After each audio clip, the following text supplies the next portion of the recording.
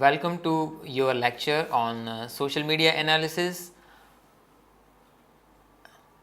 This lecture is a part of your paper on the communication research. In this lecture, you will learn about the harvesting and analysis of data from social networks like Twitter, YouTube, and Facebook. It is a totally automated process.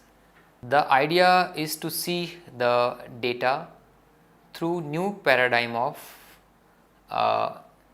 public's perception. This is a crowdsourced data, and this data can reveal many meaningful patterns and users' perceptions. Very few research studies have been done on the user perception. So social networks they give you a very good opportunity with their data. So social media unarguably is referred to as people's media. We are all witness to the users' instant reactions on some national issues on Facebook, WhatsApp, Twitter, YouTube, Instagram, Snapchat, SMS, etc. And recently a few mainstream media like TV and newspapers and the radio have started devoting special space or airtime to showcase a select few posts or comments from social media. It shows the growing importance of the social media in the traditional media itself. So, mass media traditionally was bereft of the public's feedback, but the social media proved to be a game changer in this.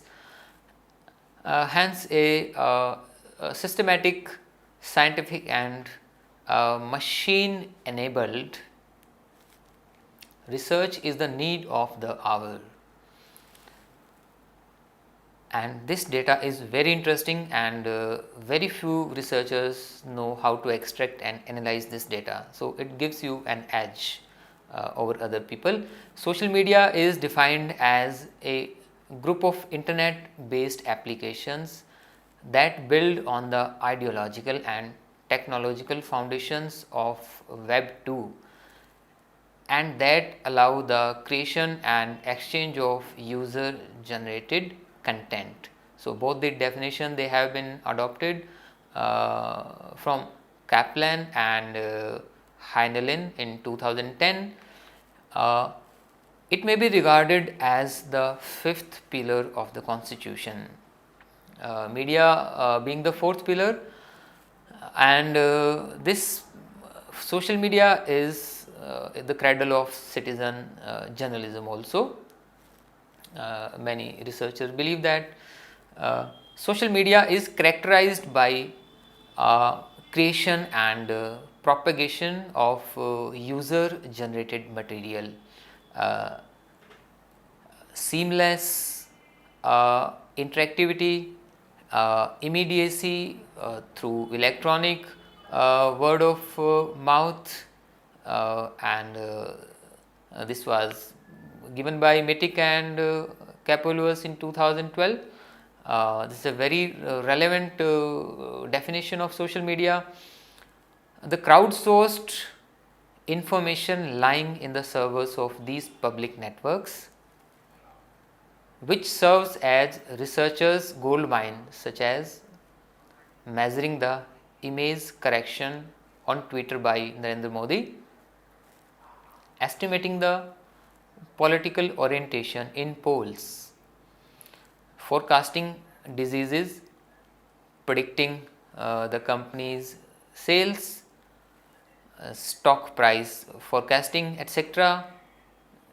So, it is applicable across the board in many situations and many areas. Similarly, the data, that is the comments, posts, likes, dislikes, view count, etc., available on YouTube, Twitter, and Facebook, is of multi-dimensional nature and utility. It is not a single dimension data, and it reveals many hidden patterns. And social media is arguably the most important organ of public participation and engagement, which has been invented in the 21st century after the World Wide Web. So there is no doubt about that. It has changed the people, it has changed the polity, it has changed the society, sometimes for good, sometimes for bad. But you cannot reject it anyway. Facebook data analysis we would start with. Facebook, if it were the nation, would have been the biggest planet on the earth.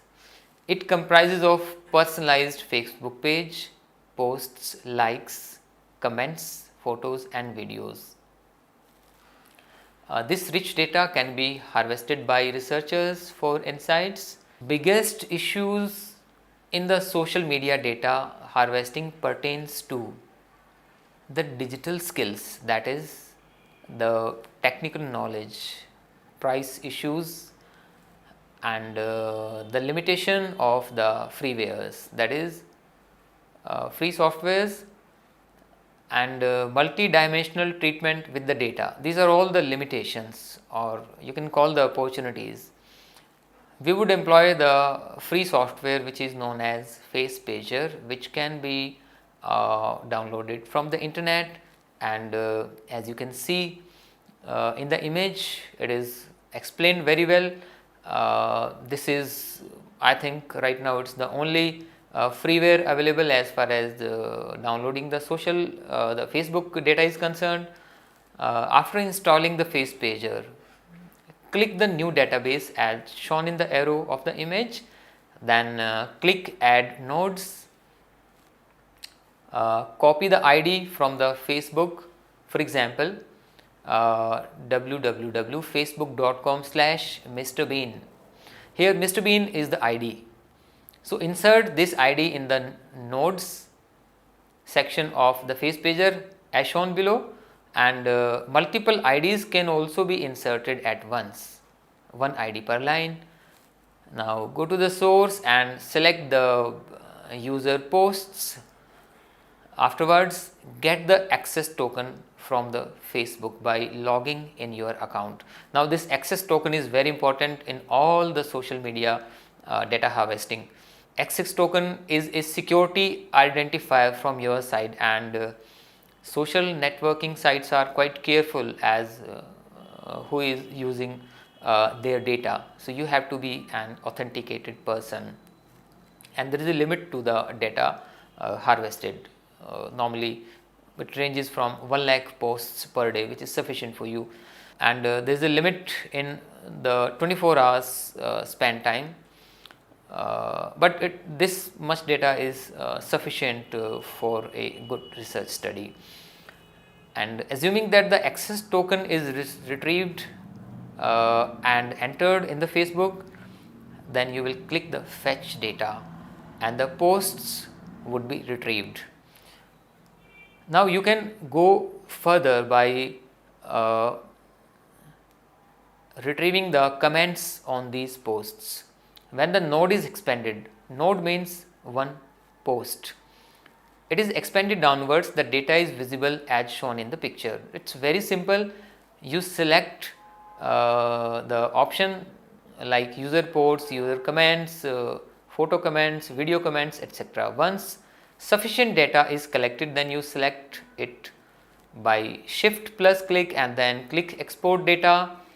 The data would be exported to the CSV format, which can be converted into Excel format using any good free website, and the data can be analyzed by converting into the text file in the UTF-8 format and analyzed in the corpus analysis software, which we discussed in the previous presentation.